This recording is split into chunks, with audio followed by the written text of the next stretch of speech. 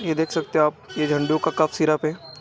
जिसको कफ वाली खांसी रहेंगी वो लेने का, मात्र 5 रुपये प्राइस है इसका। एकदम रिज़ल्ट अच्छा है इसका, बता देता हूँ आप। ये देखिए ऐसी पैकेट रहती है। इसको पूरी एक साथ में पीना है। उसके ऊपर 15 से 20 मिनट तक पानी ना पीना है। ये देख लीजिए, इसका प्राइस 5 रुपये है। झंडू का छोटा कप सिरप मिनी। वीडियो पसंद आया तो लाइक कीजिए, शेयर कीजिए और सब्सक्राइब कीजिए।